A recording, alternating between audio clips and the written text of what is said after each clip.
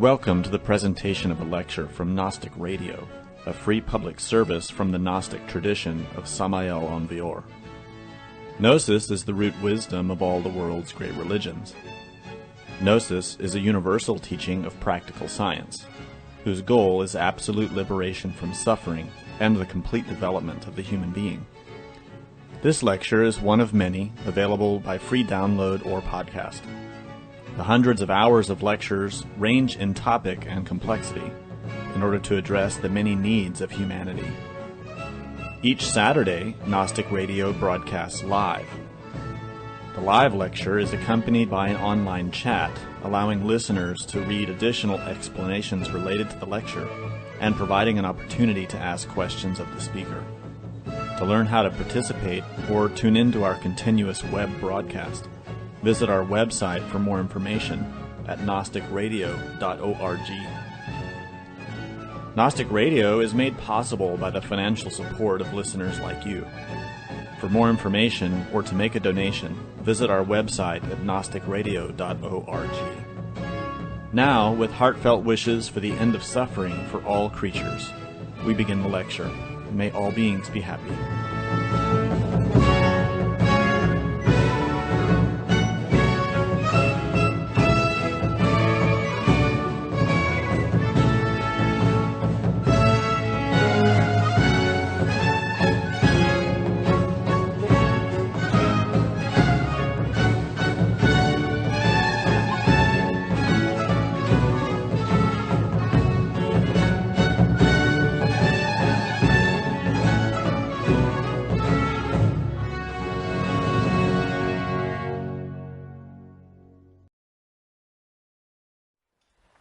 Of all of the great mythologies and traditions that we've inherited from our forefathers,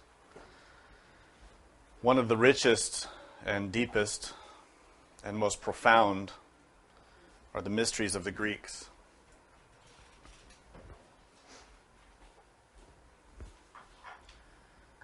The Greek mythologies that we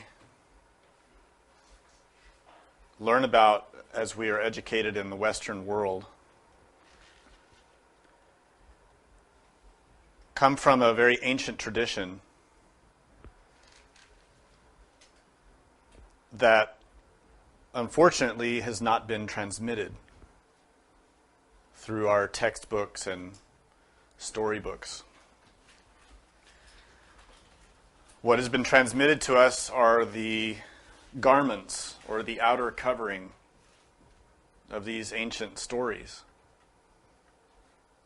But the garments don't reveal the soul of those mysteries. The Greek mythology, the Greek classics, all of the gods and titans and heroes of that tradition are not just comic book stories or fairy tales. They are a profound reflection of the most ancient and venerable sciences of this universe.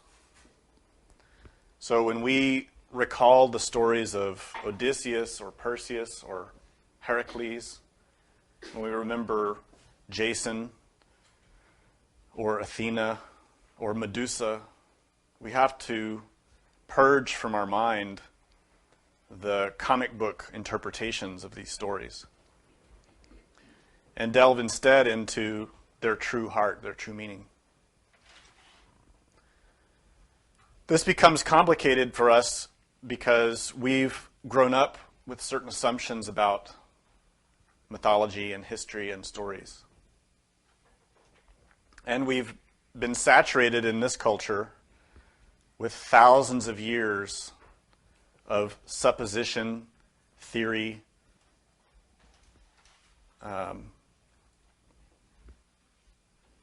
different concepts, different interpretations of these stories that are not informed by the true esoteric tradition. So we have a great disadvantage. It's much the same as our traditional religions that we've grown up with.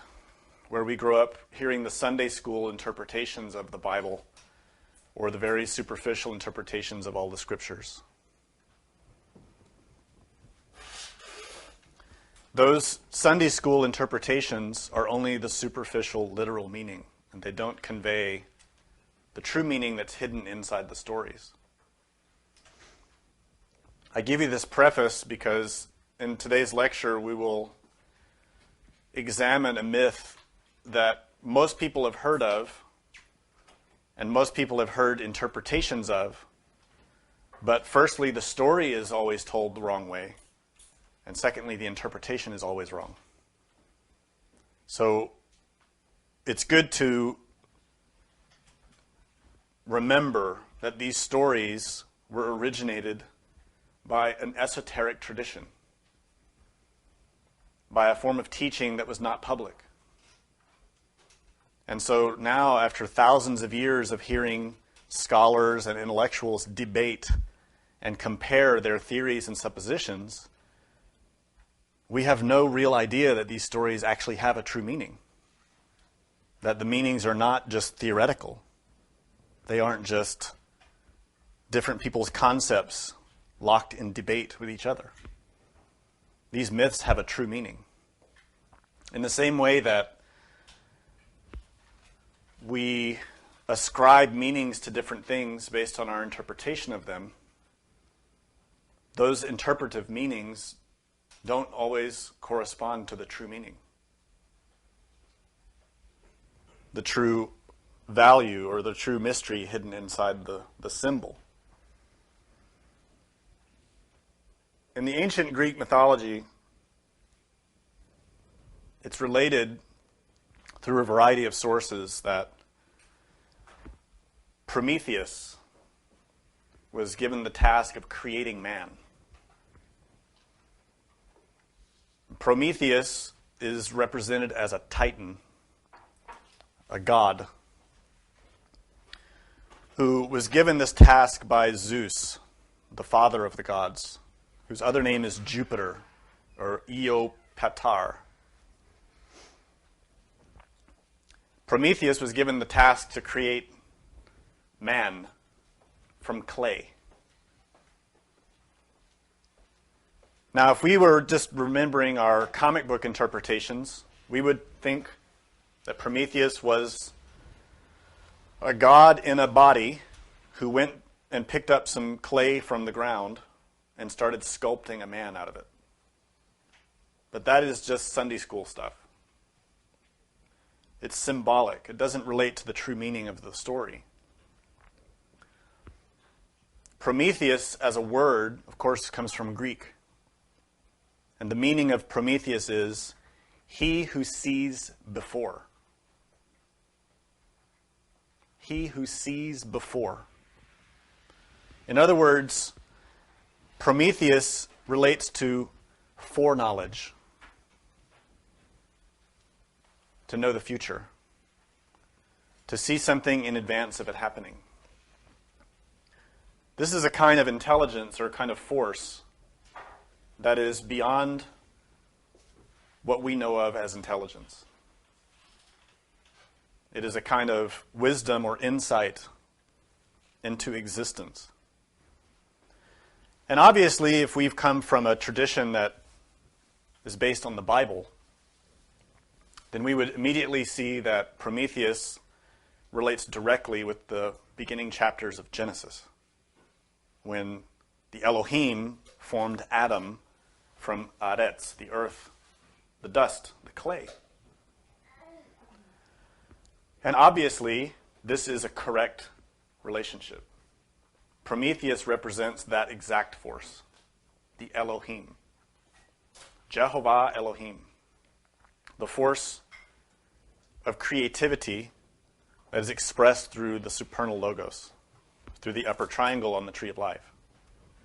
Prometheus represents the ray of creation, the light of Christ, that organizes and forms the man.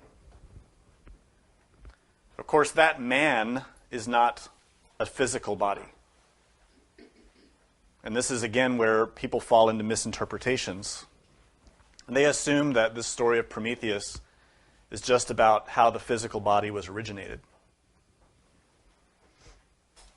Scholars and teachers and professors all assume that this story of Prometheus was concocted or invented by primitive people who were seeking to merely explain the mysteries of being alive.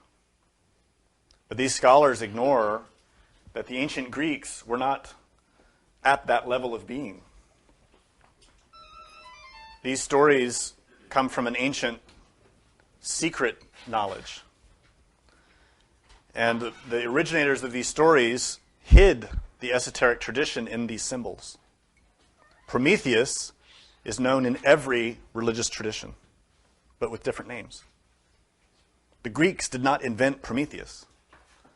The Greeks did not invent the symbol of man being created from clay or from the earth. You can find that symbol in every great religion.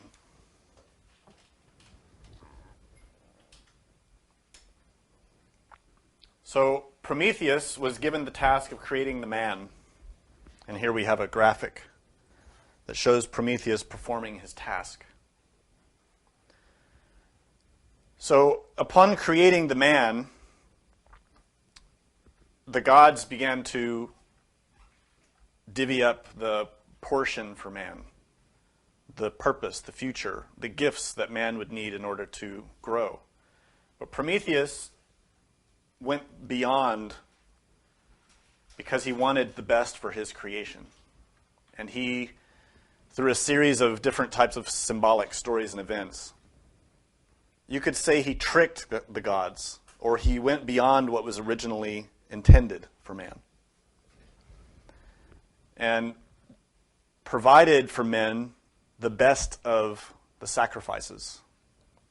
Whereas the gods were supposed to get the meat of the sacrifices, the gods got the bones, and man got the meat. And this symbolic story represents the descent of forces in nature and how the forces and energies of evolution are focused on developing the real man. In other words, the spirit. And this development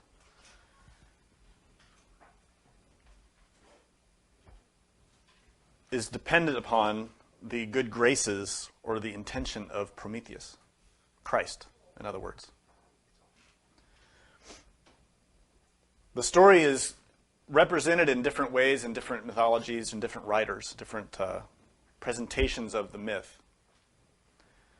But the end result is that man is left without the means of life. This cryptic phrase is written in writings of Hesiod, who was a Greek writer. Man was not given the means of life. Firstly, it means that man was not a sexual creature yet. Man was androgynous, not yet fully formed.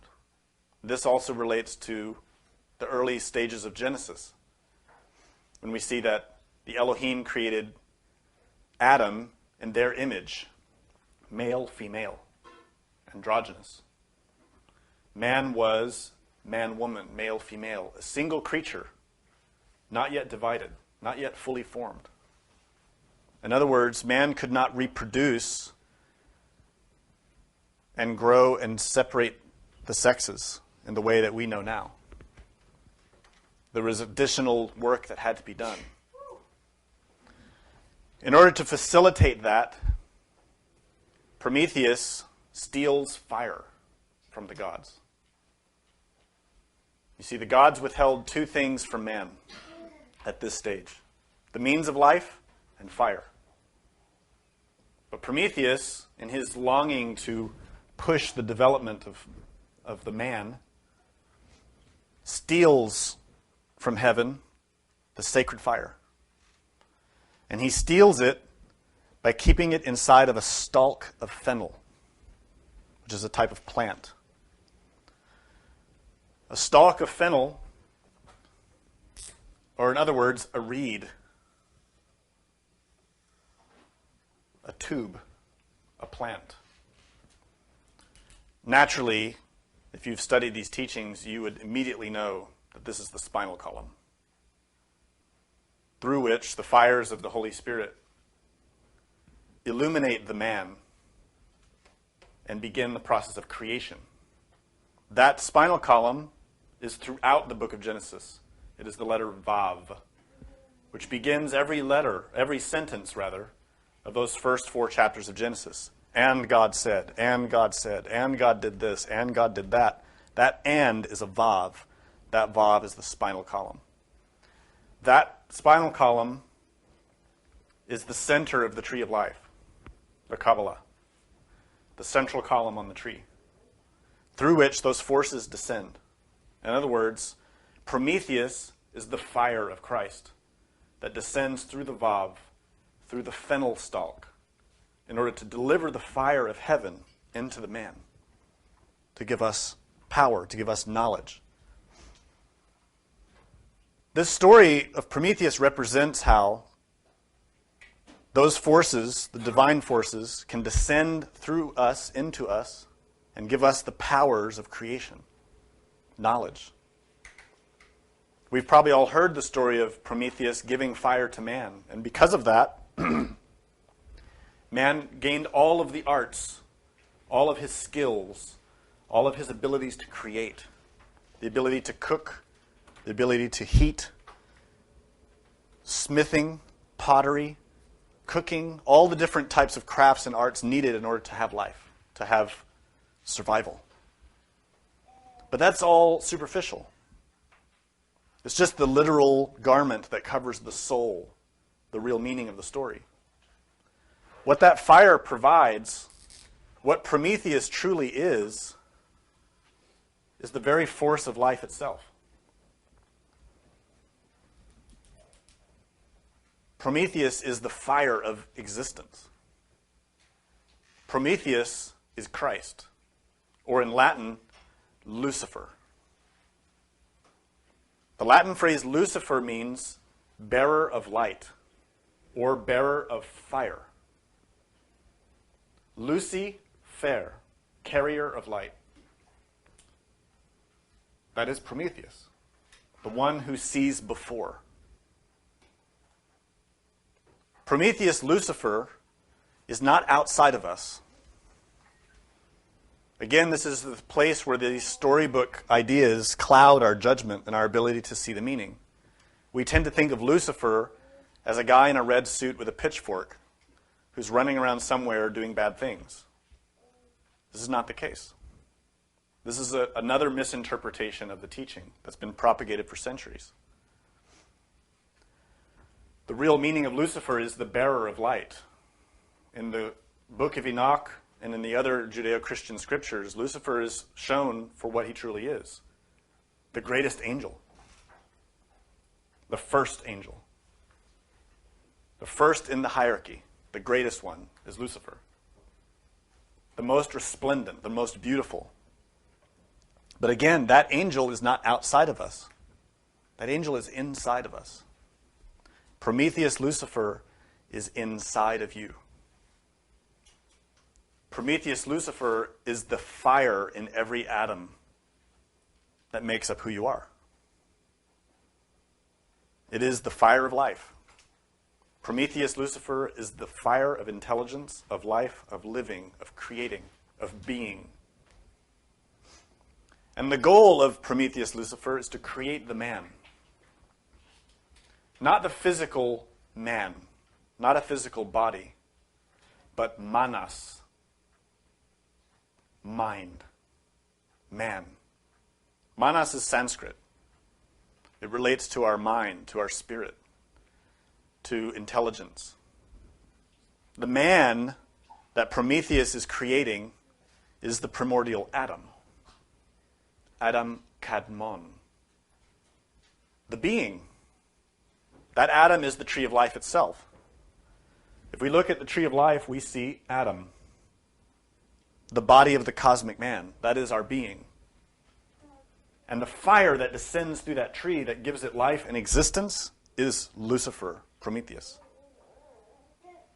But you see, that cosmic man, that Adam Kadmon, is not our physical body.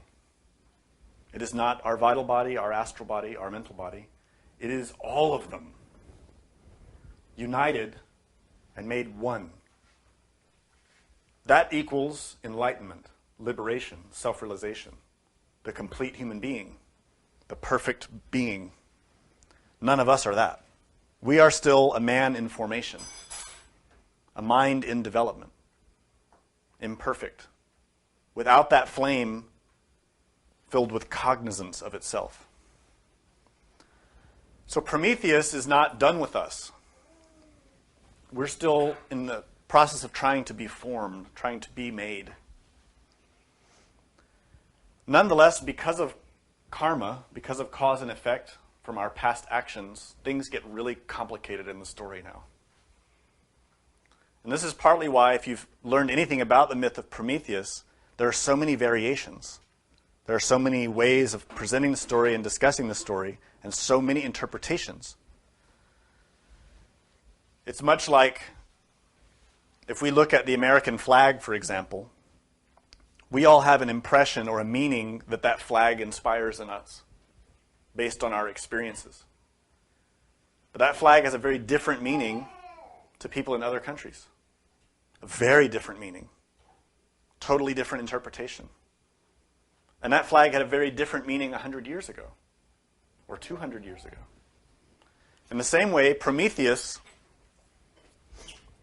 is a symbol like a flag who represents many different teachings depending on how we are related to it.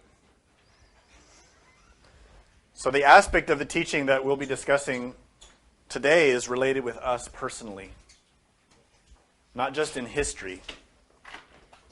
The story of Prometheus, just like the Bible, has many levels of meaning. Just as we discover in the Bible that the creation of Adam and then the formation of Eve relates to our ancient past, likewise, Prometheus and the creation of man relates with our ancient past. But we're more interested in what's happening with us right now and how to make a better future. So in the context of discussing Prometheus, we're going to focus on how to interpret the myth and understand the story relative to that, relative to us now. So if I don't address a particular aspect of the myth, it's because I'm focusing on us.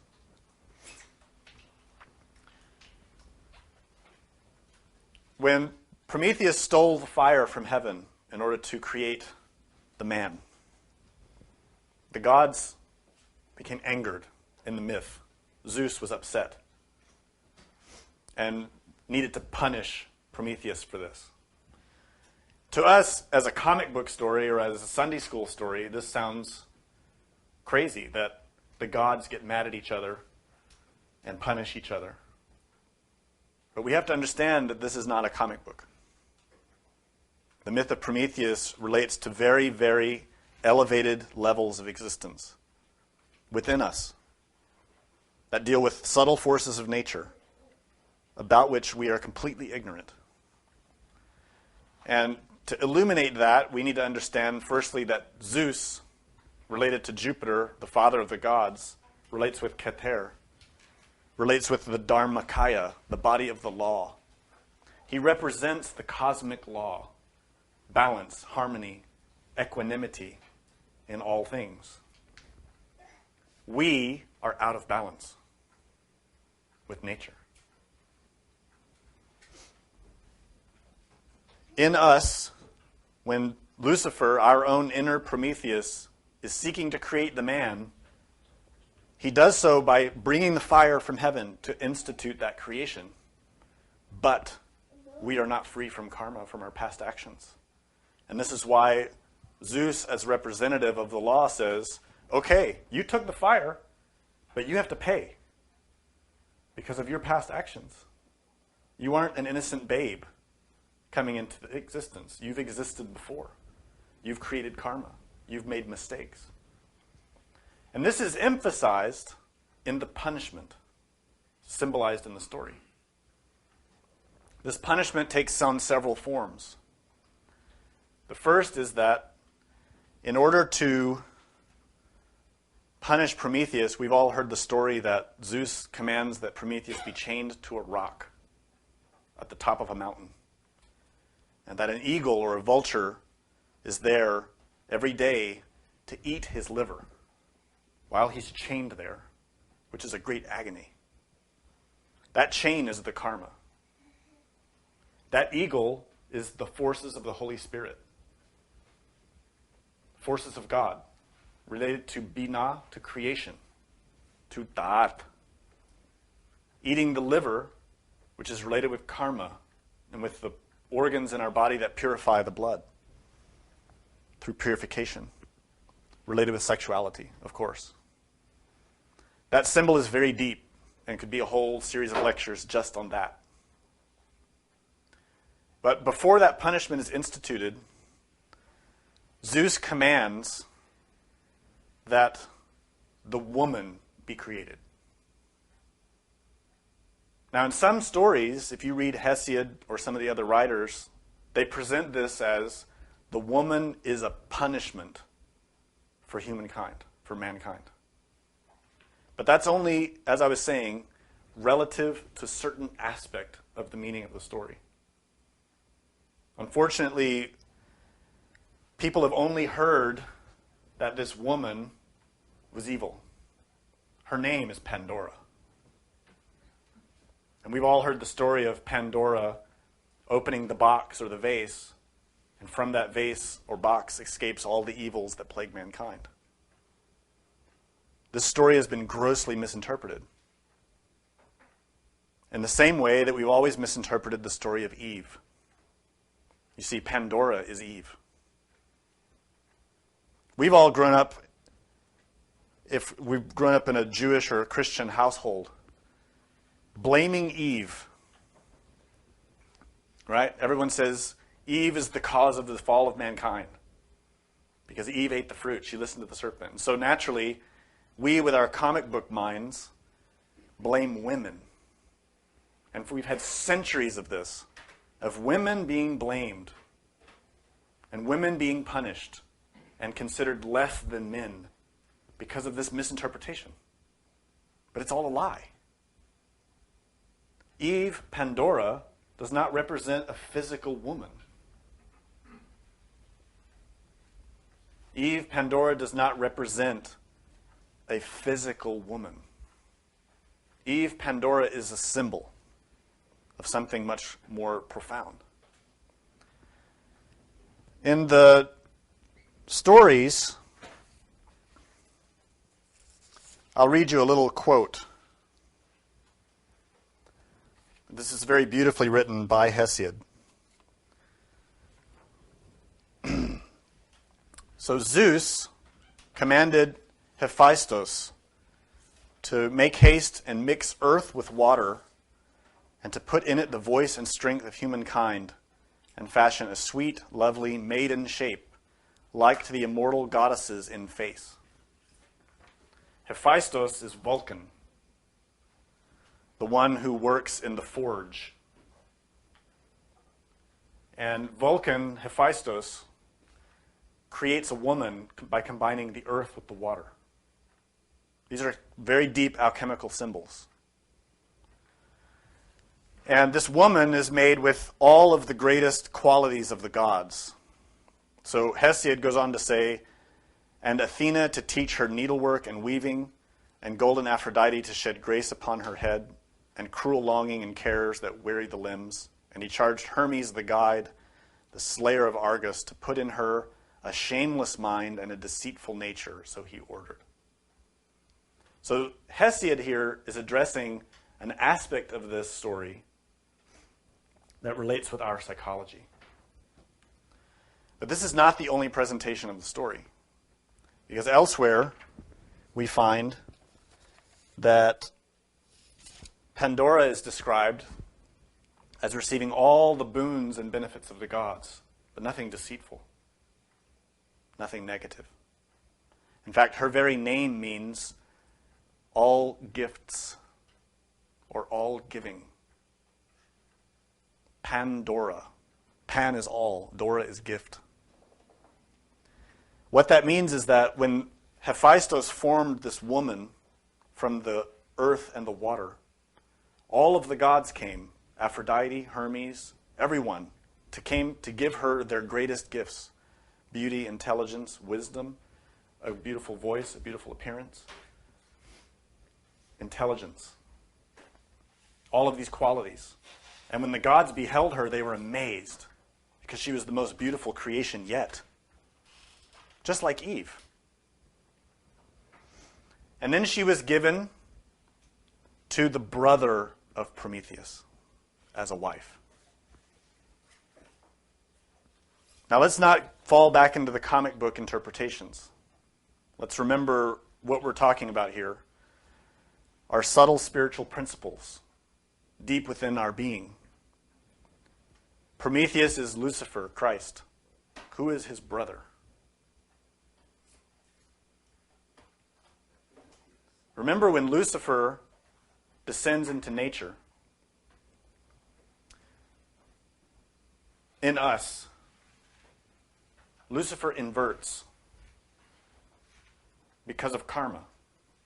Remember, Prometheus is chained to the rock, bound by karma.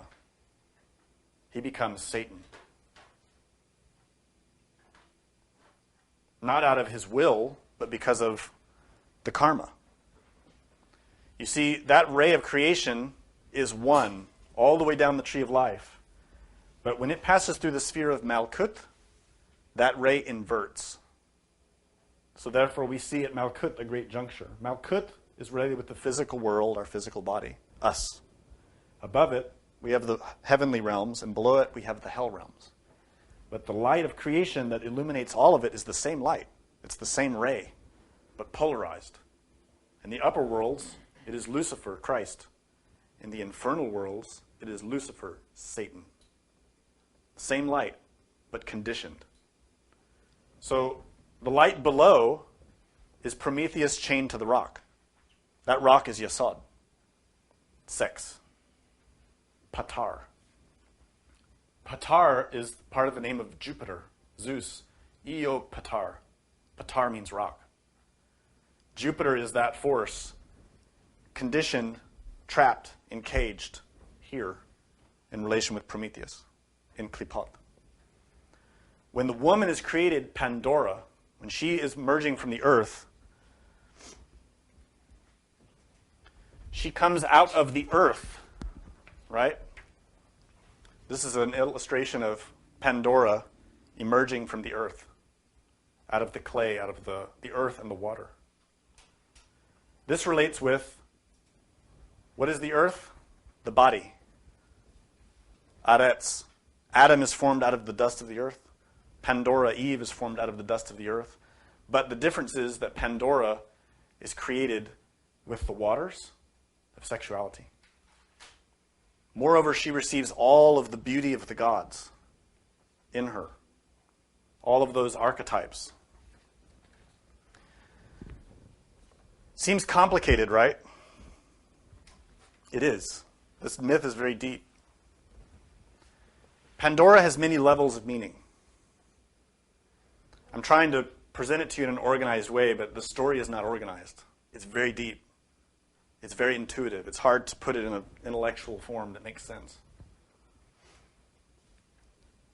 When Pandora is created, all of the gifts of the gods are given to her. She has all of the perfections. And Zeus gives her his gift, a vase, an urn.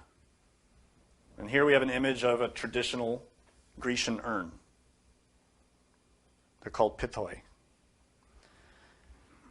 Now, as an incidental note, when this story was translated some centuries ago by Erasmus, he made a mistake. He mistakenly translated the word vase as the word box. And this is why we always hear about Pandora's box. There's no box. It's a vase. It's important. There's a difference here. Pandora is given a vase by Zeus. And let's look at the shape of this vase. And then listen to a story that's even older than the story from Hesiod.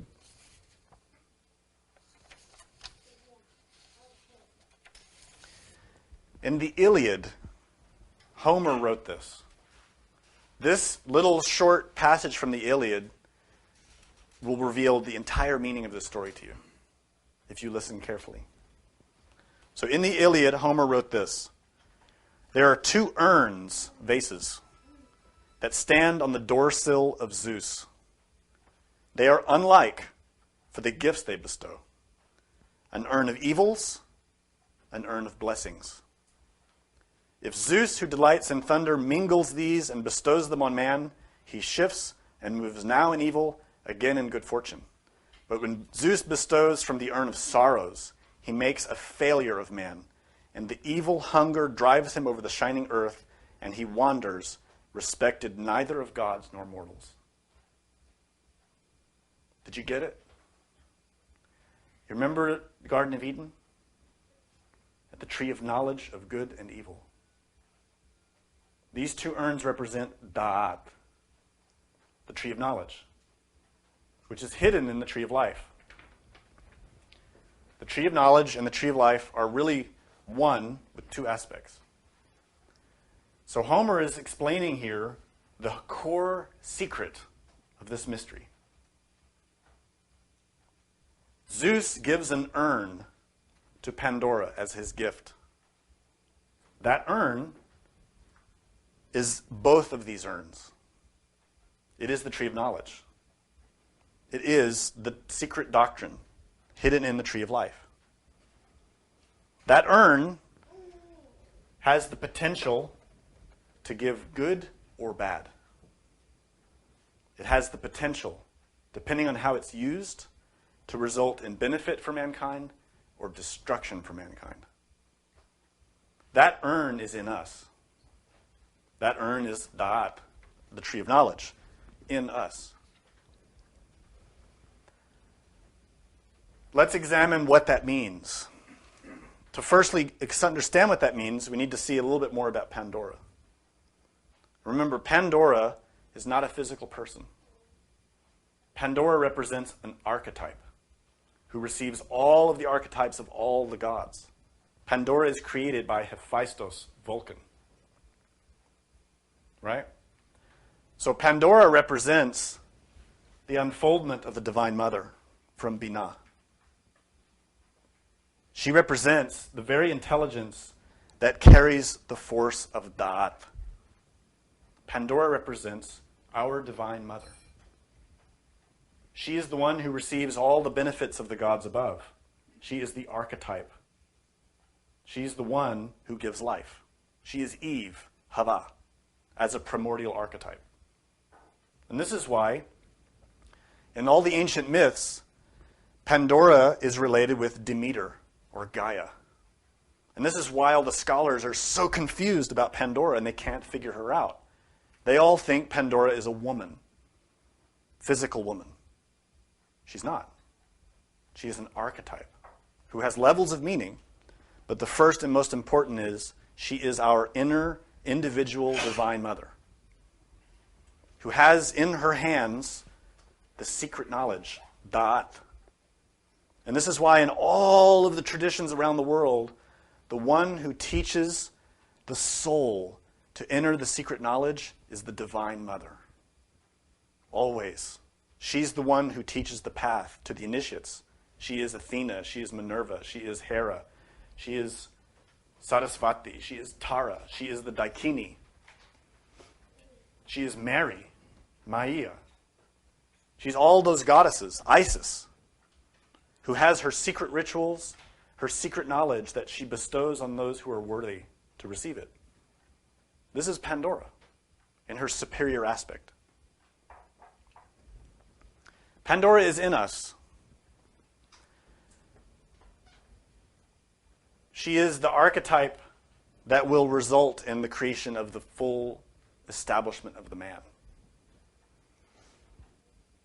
Just as a little hint as to what is to come, Pandora later has a child who is the firstborn mortal woman. We're going to talk about that later. Pandora is the archetype of the first woman. And who is the archetype of the woman? The goddess, the Divine Mother. And Aristophanes, another Greek writer or poet, wrote a play called The Birds, in which he discussed a cult to Pandora, the earth, because she bestows all things necessary for life. What I'm trying to emphasize is that we need to discard this foolish notion that Pandora was a mortal woman who unleashed all the evils on the world. This is a wrong interpretation. Pandora is our Divine Mother. Now, there's a lot more to it than just that. Pandora was given as a gift to the brother of Prometheus. Prometheus' brother is named Epimetheus. So the name is almost identical, except that little prefix at the beginning. So I told you Prometheus means he who sees before. Epimetheus means he who sees after. So what we're seeing here is with the gift, with Pandora receiving that and being given to the brother of Prometheus, we see the unfolding of the entire tree of life. He who sees before is above in the heavens. He who sees after is below in hell. Epimetheus represents Lucifer, Satan. Epimetheus also represents Adam, the fool. Epimetheus takes Pandora as his spouse. And Prometheus tells him, before that, don't accept any gifts from Zeus. But Epimetheus only sees things after he's done it. That's the meaning of his name. So Zeus comes and says, here, I have a present for you, Pandora. And Epimetheus says, wow, she's beautiful. Thanks. And then later says, oh, I shouldn't have done that. Right? So that's the comic book story. But the meaning is very deep. Epimetheus and Prometheus are the same one. Two aspects of the same thing. What happens here, though, in the story, Pandora comes to live with Epimetheus, with her vase. And we've all heard the famous story that she's told not to look in the vase. Don't look in there. And people have always said, well, you know, women are just too curious. They have to know what's in there. They can't leave it alone. Now, the vase is sealed, right? It has a seal on it. But she can't restrain her curiosity and wants to know what's in it. So all these famous stories go. And she goes and peeks, and when she looks, all of the evil spirits that were trapped inside of it come out. This is the famous story that we've all heard. Unfortunately, it's not true. That's only one representation of the story among many. And it actually is not congruent with the full mystery. How would Pandora, your Divine Mother, do that? She would not. This is why when we study other Greek writers, we find other hints that reveal the true nature of this story and how to understand the story in its true meaning. One other ancient writer said that it was the man who opened the jar. It was the man who looked. And other ancient writers, for example, Aesop, who we've all heard about, said that when the jar was opened, what Zeus had given her were all of the good qualities of the gods. All of those virtues. And when the vase was opened, all of those virtues fled back to heaven because they don't belong on earth. And that's why mankind is without virtue. Right? So we can find different meanings that we can sort of understand here based on this. But none of them address what's really being conveyed in this teaching. To understand the real meaning, we have to understand the vase, what it actually means.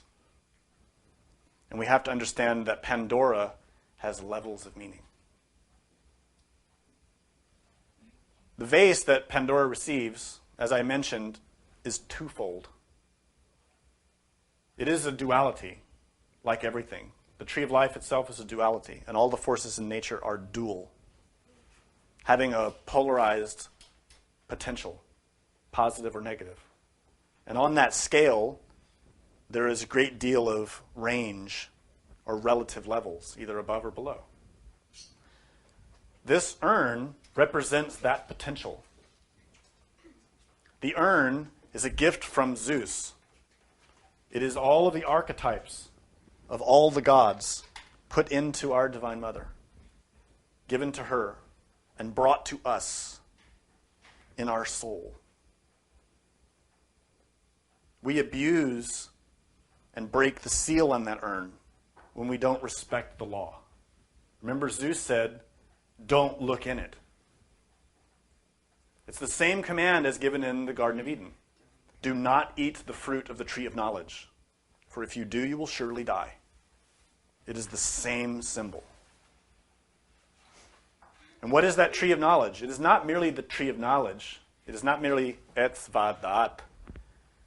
It is Etz Vadat Ha Tov Ve Ra.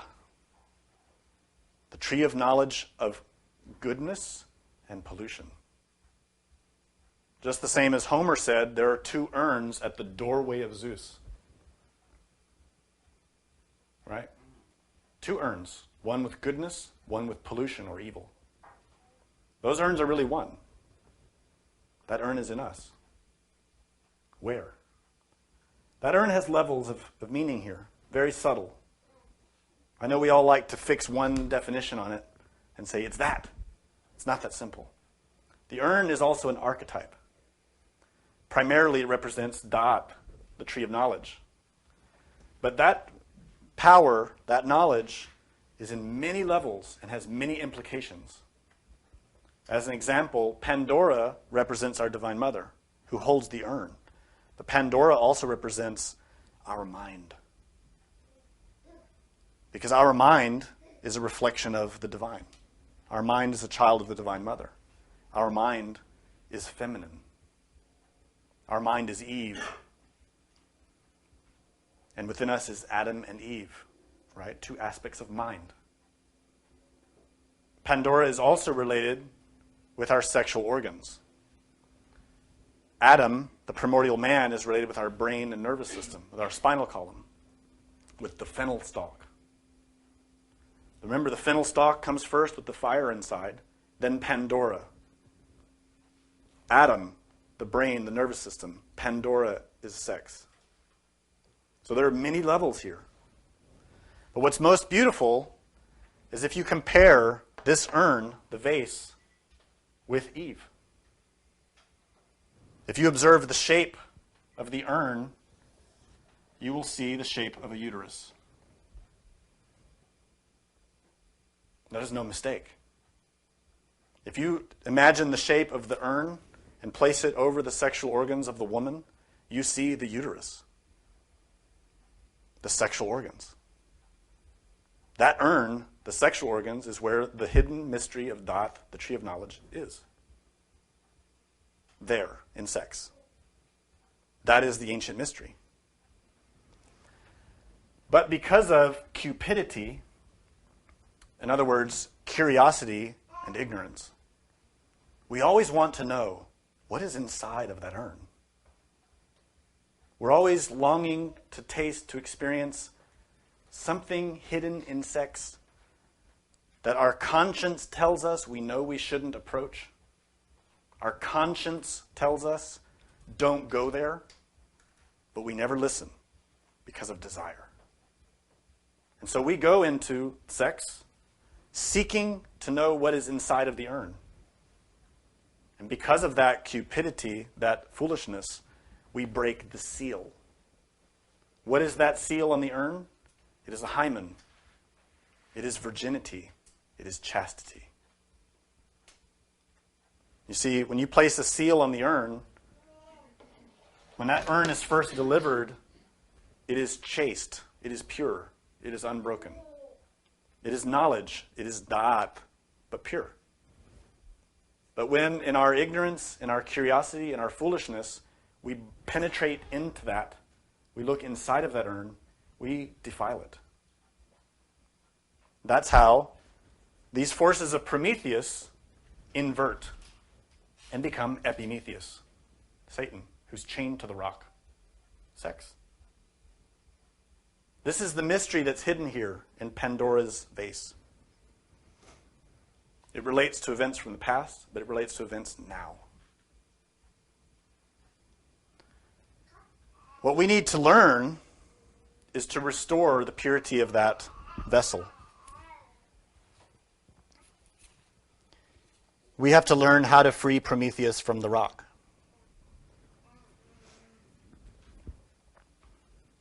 When we study the mythology, we see that Prometheus is chained to the rock. And this bird eats his liver as a punishment. And Prometheus suffers the unbearable. But why? Because he was seeking to better his creation and bears upon himself the karma of his creation. This is a sacrifice, exactly the same as the sacrifice that Jesus made on the cross. It is the force of Christ sacrificing itself for the betterment of man. Our inner Prometheus is at this moment crucified on that rock, suffering. That inner Prometheus is our very intelligence, our ability to create, which is chained to the rock of bitterness, karma, suffering, this world, and has been there for ages, suffering on our behalf because of his efforts to give us the fire that creates life. The way to free Prometheus is to create Heracles. That is a huge story. The arrival of Heracles, who eventually is able to come up to the top of the mountain and free Prometheus. Heracles is the son of Hera, the Divine Mother. Heracles is our human soul, but filled with the fire of Christ. Heracles is a bodhisattva, a true initiate. This is how we free our inner Prometheus. This is not an easy task. It isn't accomplished through beliefs or through dogma or through debate. In order to restore Pandora's vase, we have to restore its seal. That seal is chastity. Not just chastity physically, chastity psychologically. And this is the key factor. While we do relate this vessel, the vase, with the sexual organs, we're not discussing merely the physical organs. We're talking about sexuality in all the levels of the mind. You see, the gift of da'at, the mysteries of sex, is a gift that the Divine Mother has. It is her very nature. It is her very essence. Sexuality is how creation is performed on every level of nature, without exception. When we observe a nebula in the sky, a nebula is a birthplace of suns. A nebula is the very energy of Lucifer, Prometheus, who's working to create a sun. And that creation is sexual, but at that level. Not with human organisms, but with different organisms on a much different scale. Nonetheless, that activity is sexual. It is the combination of polarities, male, female, in chastity, in purity, that allows Lucifer to create suns, to create universes. That same creation is what needs to occur in us in order for the real man to be fully formed. And the story of that creation comes in the later myths, with the stories of Deucalion, with Heracles, with Theseus and Perseus, and many other stories. Prometheus and Pandora set the stage, in the same way that the creation of Adam and Eve set the stage. But let's make no mistake. The beginning of the creation of the real man is sexual. Not just physically, psychologically. This means, while we may establish chastity physically, learning to restrain and harness the fire that Prometheus gives us, physically is only one aspect. You see, that fire of Prometheus, Lucifer, Christ, descends from above into us through the fennel stalk, our spine, and descends into Pandora, the vase, our sexual organs in us, which is where the archetype of the Divine Mother is waiting. And that archetype in Hinduism is called Kundalini. Shakti, the Divine Mother. That is Kundalini, Pandora, who's waiting for that archetype to be elaborated. She's waiting to have her daughter. Pandora has a daughter. Her name is Pyrrha. Pyrrha is Greek for fire. You see, this isn't a comic book story. It's initiatic. The daughter of Pandora is fire. The Divine Mother Kundalini. The fire of the Pentecost that emerges from its enclosed vessel, the chakra Muladhara, which is, again, the vase of Pandora. That vase is blackened. It is impure. But when the fire, through chastity, awakens there, it begins to purify all of those negative elements. And that purification is represented in many stories that we've been discussing. How we conquer the Minotaur, how we conquer Medusa, and all of those stories represent the same thing. Through chastity, the retention of that fire, we keep the fire in the fennel stalk. You see, Prometheus is using the fennel stalk to light the fire in the heart of the man. That fire has to raise from the sexual organs up through the heart. This is the great secret. It's not just a physical thing. It's emotional. It's intelligent. It's psychological. The raising of that fire is what begins to restore the purity of our inner Pandora. And it begins to set the stage so that Heracles can rise and free Prometheus from his chains. But that's a long process.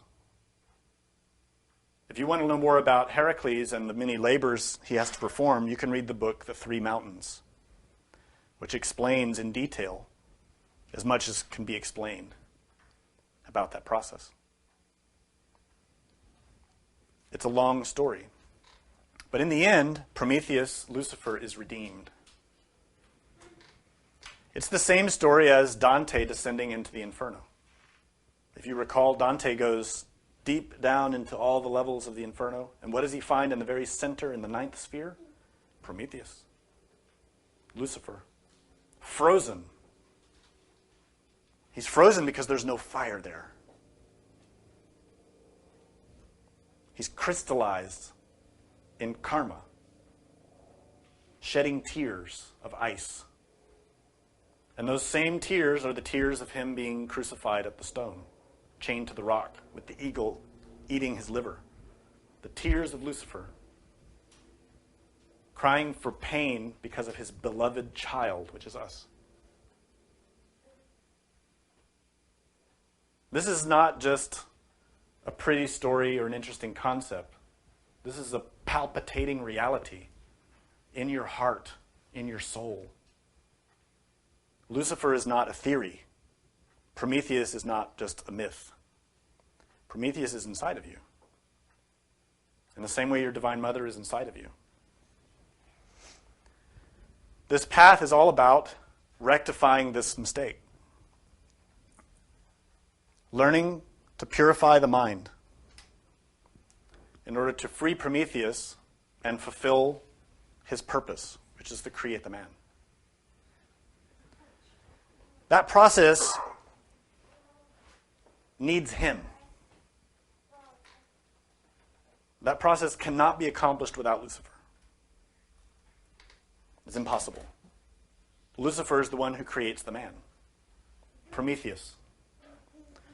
In other words, when we start to work with these mysteries of thought, we're working with the mysteries of Lucifer, with Prometheus. And we're working with the mysteries of the Divine Mother, Pandora. And this is precisely why it's such a challenge. In the first place, we have to understand what these mysteries are, which is challenging enough. In the second place, we have to start seeing the reality of it in our mind. We have to start seeing our true problems, our psychological problems, which are rooted in sexual problems. That's hard too. But even harder is to change them. What's beautiful, though, is that through that path, both Prometheus and Pandora help us. You see, Pandora is the one from whom all life emerges. She is the Divine Mother. She is the mother of the living. We want to become one of the living. Not physically living, spiritually living. And the one who allows that to happen is our Divine Mother, who's inside of us, who unfortunately needs fire to do it, and she has no fire now. When we institute this work practically in ourselves, entering into chastity, restraining that fire, and working with that fire, we begin to give the energy to Pandora, Prometheus in us. It institutes a great dramatic change. Not easy. Basically, when we do that, our whole ego reacts in different ways depending on our idiosyncrasy. We face enormous resistance. Our mind starts to fight against it. This teaching is wrong. This is wrong. This is wrong because of this reason and that reason.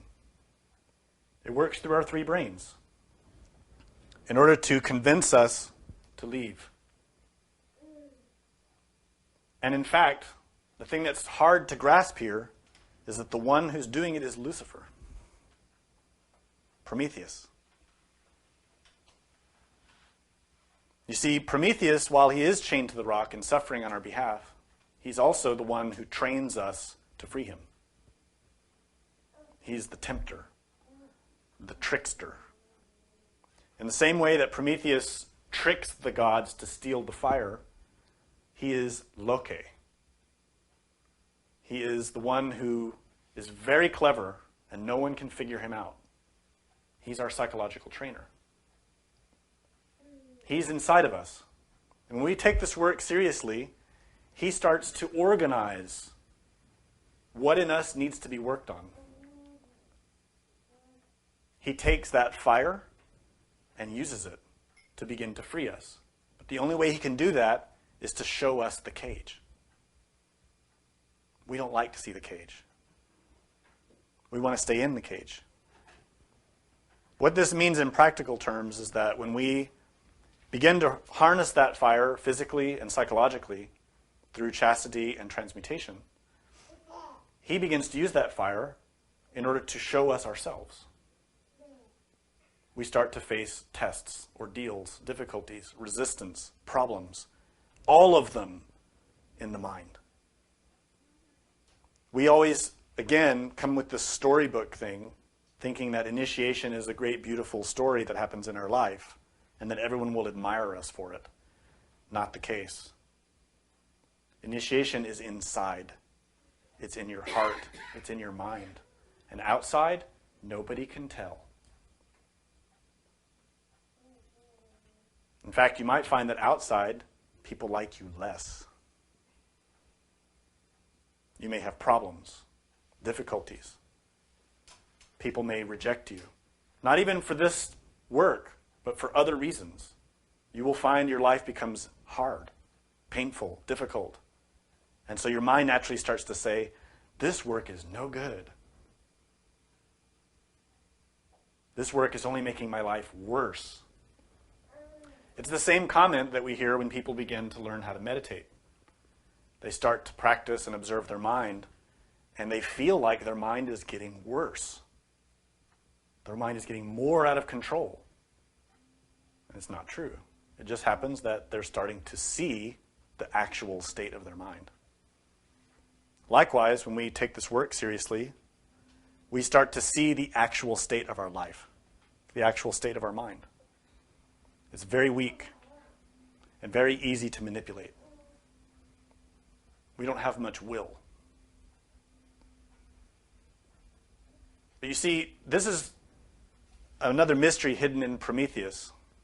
Prometheus is the one who sees before. Really, you can say Prometheus is willpower. Prometheus even has the will to go against the gods because he steals the fire. We need to steal the fire. We need that will, but to steal the fire from the devil. That devil is our own mind. To do that, we need will. We need the will of Prometheus. So it sounds contradictory. It sounds like we're pitting Prometheus against himself. And we are. But inside of ourselves, psychologically. This is the great challenge, and this is what's represented in Jacob wrestling with the angel. It's very difficult. It takes a lot of willpower, and you feel like you're going to die. And the fact is, you will. And you need to. Everything in you that is impure, that escaped out of that vase due to its abuse, has to die. Only when all those impurities die can the true beauty emerge. All of those impurities in us have to be destroyed and killed. And that is the Divine Mother's job. You see, Prometheus organizes this work. He brings the fire and he says, look at yourself. He brings you the tests. He brings you the ordeals. He brings you the problems. He brings you to face yourself.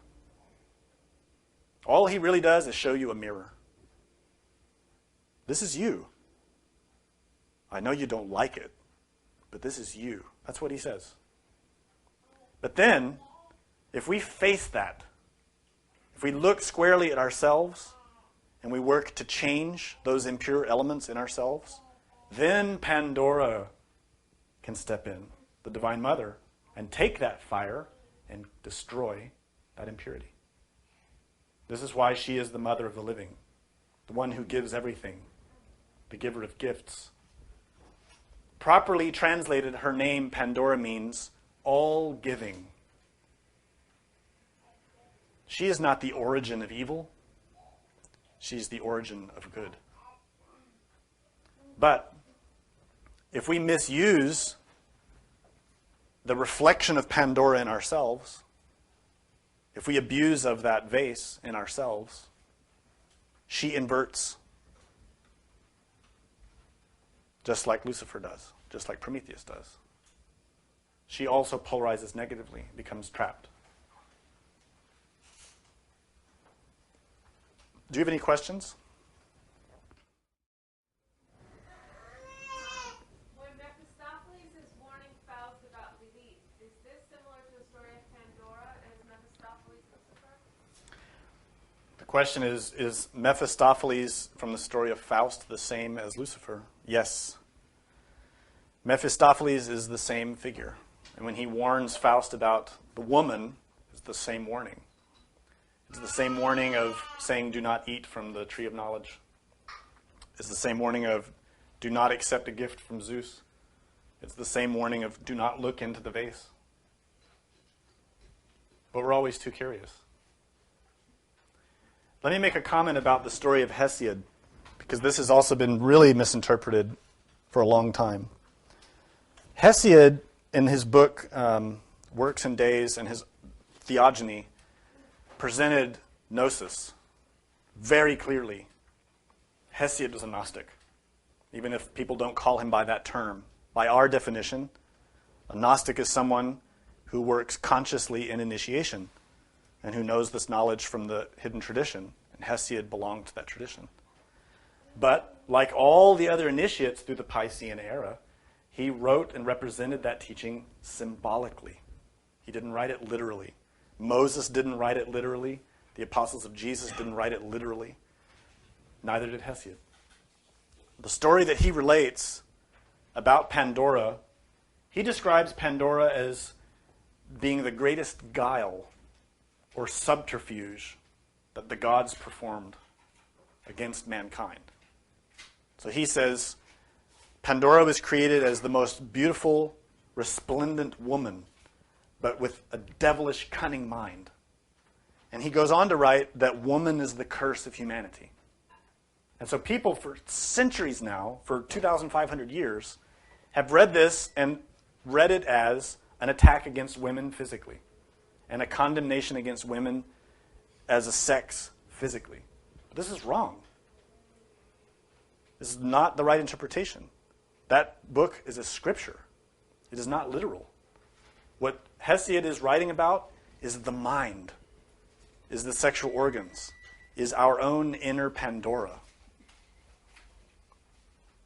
Our inner Pandora is a curse on us when that Pandora is inverted, when she is corrupted with desire. And that is our case. Our mind is trapped in desire. We love our mind. We're infatuated with our mind. We think our mind is the best thing in creation. So clever, so smart, so beautiful, but a devil. Because all it is desire. That is what Hesiod is addressing. Hesiod was presenting an initiatic mystery in the clothing of a story, written for initiates.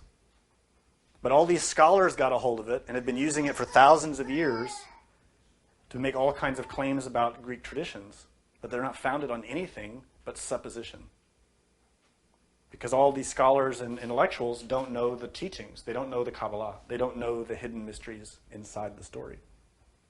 And we see the same thing in the Judeo-Christian traditions, where they always condemn women because of Eve. It's a wrong interpretation. Pandora is not women physically. Pandora is an archetype. Was there another question in the back? Yes. Do you find that there are modern-day writers that create media with these symbolic teachings? I ask this because it seems very silly, but my husband watches a lot of comic shows and cartoons and things, and there's one in particular that, I mean, it sounds silly, that has a lot of these symbolic meanings where you have to go to a different level and reach inside yourself. If these cartoons or books or just anything in modern day, because all these things that we're studying are ancient, do you find if there are similarities to these teachings, is it unconscious, or maybe these are people that are Gnostic and, not, yeah, I understand you. advertising that fact or whatever? There's been a lot of talk for the last 10 or 15 years maybe about so-called Gnostic themes in media, movies and books and TV and things like that. And of course, all the fundamentalists are claiming this is the influence of Satan.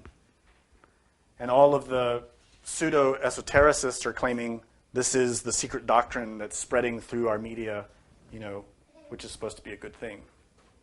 The reality is, the vast majority of these TV shows and movies and books that are coming out that have these themes are being created by people who just get these ideas, but they don't know where they get the ideas from. They might read some books, but they get an inspiration and they make these stories. Where do they get them? These stories are eternal. These stories are in our blood because they are us. You see, the Greeks didn't make up Prometheus, and the Jews didn't make up Lucifer or Satan. All of these things are archetypes that are inside of us. And when an artist or a creator sits to make something, whether they like it or not, or are conscious of it or not, what they make reflects what is inside. That's why when you look at any art form, you are seeing the mind of the one who made it. Does that make sense? You're seeing that person's consciousness. You're seeing their level of being. That's why when we look at what humanity is creating, we see a lot of very disturbing things. We see enormous violence and all kinds of crude and animalistic behaviors. We see very little virtue because that's the level of being that humanity is at now and the people making these creations. Furthermore, in the last 50 years, there has been a great upswing in interest in the secret teachings since the 1950s. And in the 60s, it really accelerated, where everybody wanted to know about all the mysticism from the East, or wanted to know about Kabbalah and go into the mysticism of the West, or learn about the mysticism of the Aztecs or the Egyptians. A huge groundswell emerged, which is still advancing. And we see that in all of our media, especially TV and movies, things like that. There's a great interest in what we would call pseudo-esoteric subjects, right? Mysticism, magic, spells, ancient history, Atlantis, other planets, other worlds, fantasies, dimensions, all these science fiction, all of that stuff relates to something that's happening in nature. It's called the Dionysic wave. And it's also called the Age of Aquarius. When the Age of Aquarius began, we moved out of the Piscean era into this new era. And the Age of Aquarius is the bringer of knowledge, but the secret knowledge, the occult knowledge. And that's why Aquarius is represented pouring out a vessel. It is the same vessel of Pandora. That vessel contains all the secret knowledge, the waters from which the woman, the Divine Mother, is created. That vessel is Da'at. So subconsciously, unconsciously, all of humanity is being affected by this influence, stellar influence. And that's why this interest is rising. Even in Christian churches, they're talking about meditation and Kabbalah, which 15, 20 years ago, they would have said it's from the devil. Now Christian churches, they're practicing yoga, where 15, 20 years ago, they would have said it's from the devil. They're not conscious of that change. It's an influence that's affecting the mind that people are asleep. They don't realize. But that is the coming of Aquarius. It is the coming of the knowledge. It is the age that Samael initiated.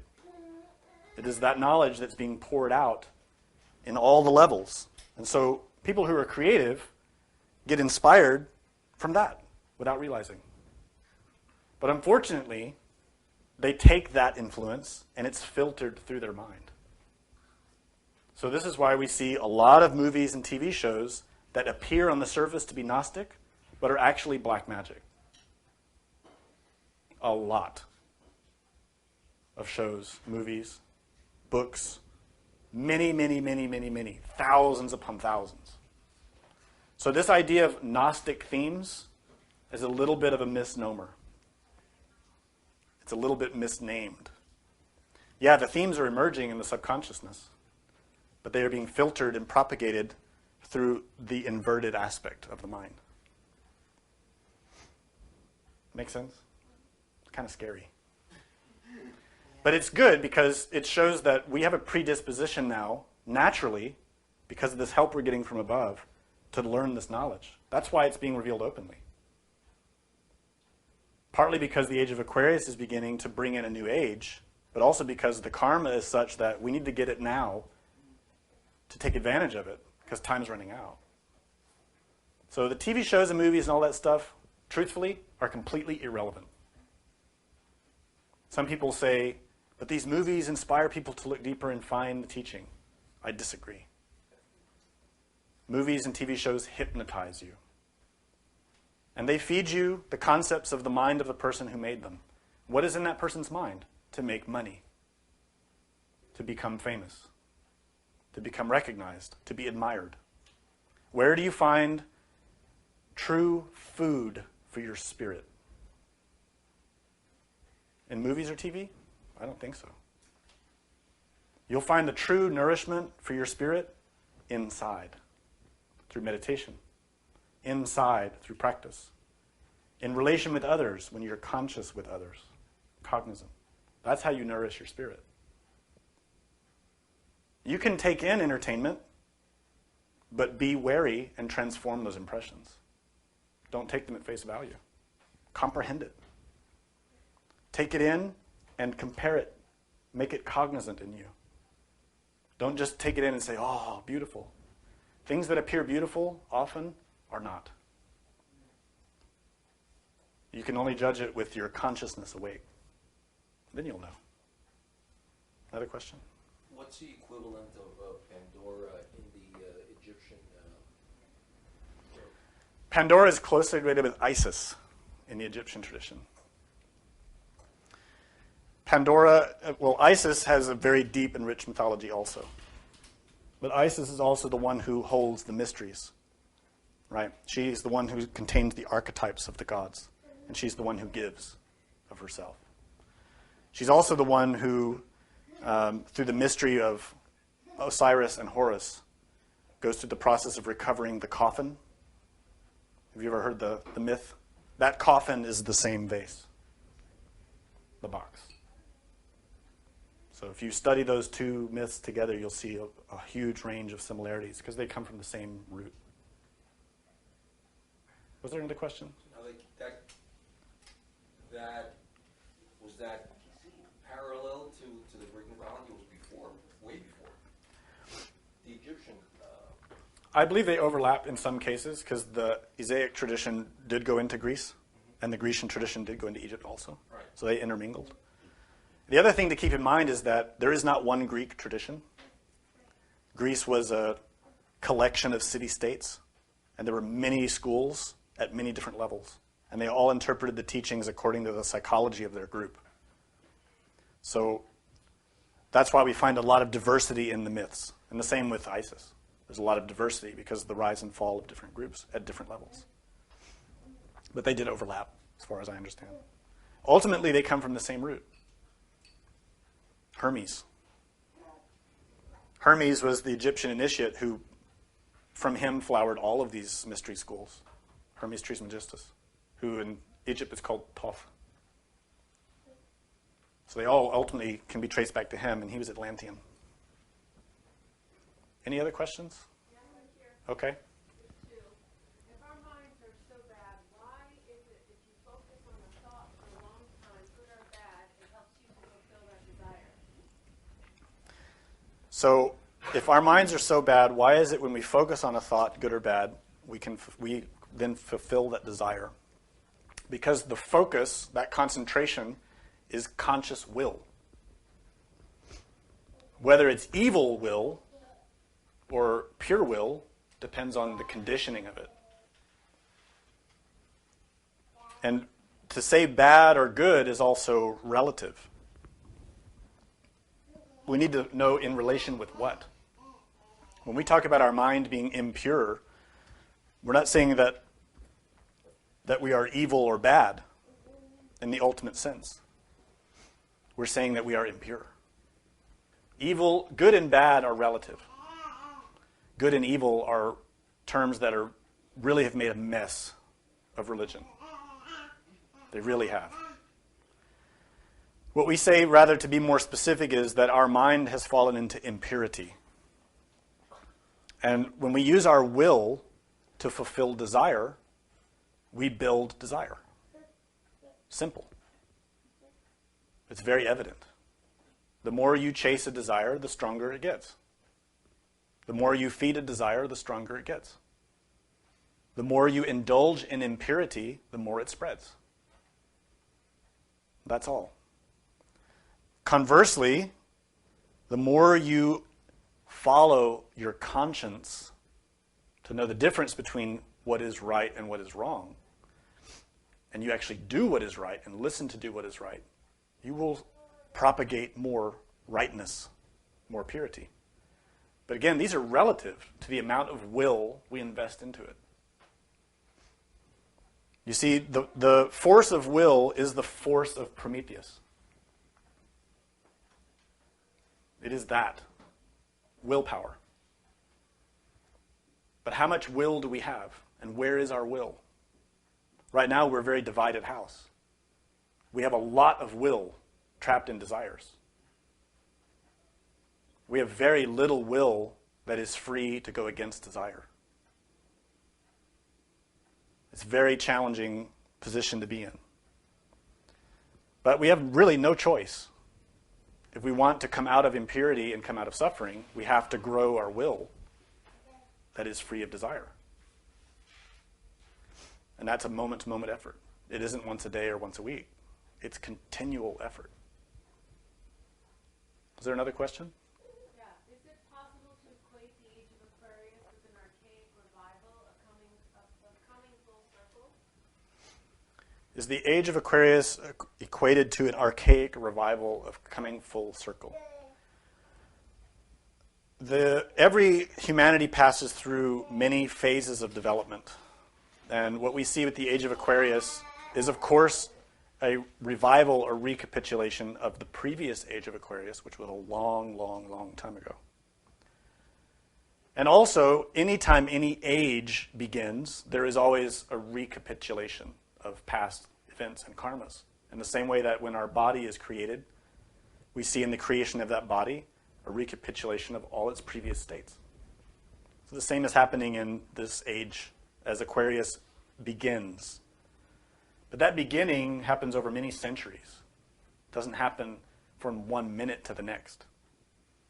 So we talk about the beginning of the age of Aquarius happening on a certain day and time. But it doesn't mean that it was from 1 minute to the next that everything changed. Planets rotate according to progression. The stars move according to progression. The planets, the solar systems, the universes, everything changes according to gradual progressions. For example, we talk about 2012. Everybody's worried about 2012, that something big is going to happen. Yes, something is going to happen, but not one day. 2012 marks the beginning of a change, but it isn't going to happen in 1 day or 1 year. It's going to happen over a long period of time. Will we see it? Probably. Will we like it? Probably not. Nonetheless, it is irrelevant. Truthfully, it is irrelevant. Whether there is a new cosmic era beginning now, a new golden age, or whether the destruction of humanity is approaching, it is irrelevant. Because no matter which one comes, we will still die. We will still have our karma. One way or the other, it doesn't matter. What matters is what you do with your life. Right now. Today. Tomorrow. The next day. That's what matters. If you harness the fire of Prometheus in your heart, in your mind, in your sex, and you use that fire with conscious will to change yourself, not to change other people, not to try to escape some coming event, or to prove yourself to the gods that you're worthy to go to some cosmic ship or some sacred island somewhere. No. To change yourself because you have to do it.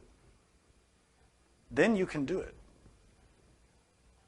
Then you can change. If you focus that way inside, in yourself, changing every day, changing, directing all your energies and forces into changing, to become a better person, to stop being vain, proud, lustful, envious, gluttonous, and lazy.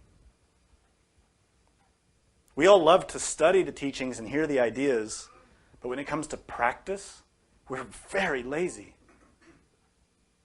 We think once we've heard the concept, or had the lectures, or gotten a t-shirt, or a book, that we're on the path. We're not. Even if you're restraining the energy, that doesn't put you on the path. What puts you on the path is psychological change, transformation. That's what does it. And that comes through a powerful, incredible diligence, not laziness. That diligence doesn't just mean, today I'm going to meditate for an hour, tomorrow I'm going to meditate for 2 hours, the next day 3 hours. No. It's a diligence from moment to moment to be constantly observing and changing the flow of your mind. Everything that comes in, everything that goes out, you're changing with conscious will that listens to conscience. A conscious will that says, no, this element is not appropriate. This element is harmful. I cannot allow it to express itself. Or, this element is good. I need that. moment to moment, constantly watching this. This is a very difficult task. And one of the most overwhelming forces that we have to deal with in this battle is our own emotions. People like to talk about we're always fighting against other schools and other groups and other religions and our family and our friends and our work. Those are not the biggest obstacles. The biggest obstacles are in your mind and in your heart. It is your own negative emotions. It is your own self-cherishing that says, oh, I'm suffering too much, God. I don't have the strength to do it. Please, God, give me inspiration. I can't do it. And we're trying to manipulate God into giving us something that we want. Please, God, if you give me a new apartment, then I'll meditate more. Please, God, if you get rid of my neighbor who's so noisy, then I'll meditate more because it'll be quieter. We all do these games in the mind. Or please, God, if you give me a spouse, then I can really advance. No. God gives us exactly what we need. Whatever you have right now is exactly what you need in order to do your work. Don't look for anything else. It's pride that wants something else. It's laziness that wants something else. It's envy that wants something else. But when you kill pride and you say, I'm going to humble myself at the feet of my inner God and accept what he gives me and use it to the best of my ability, that is true humility. That is true diligence. The one who says, okay, God, I didn't want this, but it's what I have. Let me use it. This is the meaning, really, of a true tantric. They always say that Tantra takes advantage of the worst adversities and transforms them into benefits. That is a true initiate of Tantra, is able to do that. Can any of us do that? I don't know, because I hear from myself complaining all the time about my circumstances. And then I hear from students all the time complaining about their circumstances. Oh, I don't have this, I don't have that, I need this, I need that. But I believe we can do it. I believe any one of us can do it if we just accept what we have, work with that, and move ahead. Was there another question in the back? To observe the base of Pandora is that to observe the mind and all the evil that is inside little by little. Yeah, if you look at the version that Hesiod gives of the myth, that inside the vase are all the evils, and that when Pandora opens it, all the evils are released, we can equate that with the mind, that Pandora relates to our mind. And to get more specific with it, we can say, as Samael and Vior said, that Pandora's box is really the Ark of the Covenant. Pandora's vase is the Ark. And when we enter into this work, we open the Ark. And that's what I was trying to express when I was saying, when you enter into the work and you begin to work with chastity, with da'at, you open your Ark, and all the evil comes out. And that evil is your karma. It's your ego. It's your mind. It's all of your defects. It comes out, and it afflicts you. No question. So if you think, oh, I'm trying to do this sexual alchemy and transmutation and pranayama, and my life is worse, good. It should be. Because that's where all of your evilness is being revealed to you. That's what you have to work on. Well, you can also say the other aspect of that is Pandora's box is the Holy Grail. It's the same symbol. It is the Grail. The other aspect. It is the Grail. It's the Grail that's in Parsifal. The same Grail. That the angel with the key opened the abyss and releasing also the... Right. The same symbol in Revelation when the angel takes the key to open the bottomless pit. That is the vase of Pandora that contains all of our evilness, but it has to be purged. The opening of the ark, or the opening of the vase, releases all of these spirits into the world. And the most famous version of the myth is that all the evilness comes out. And as one person mentioned here, it's related with the angel who has the key to the pit, and he opens the pit, and all the evil comes out. That is what happened when the Age of Aquarius was initiated.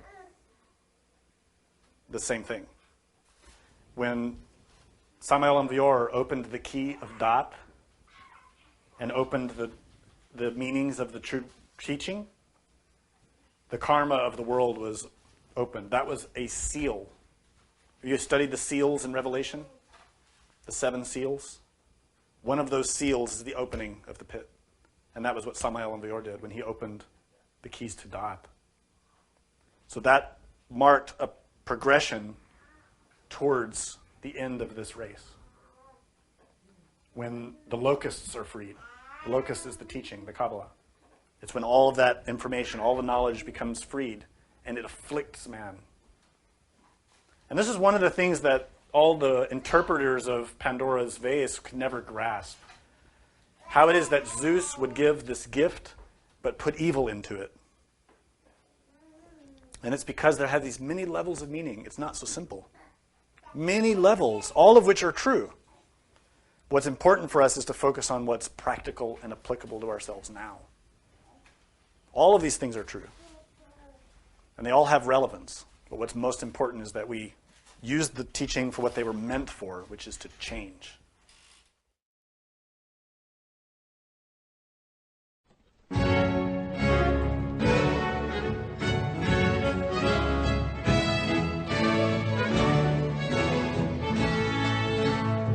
The presentation of this lecture was made possible by donations from listeners like you. Help Gnostic Radio to help others. Make a donation by visiting gnosticradio.org. For questions and deeper understanding of this lecture, we invite you to explore the wide variety of resources available on our websites. Thank you for your support. May all beings be happy.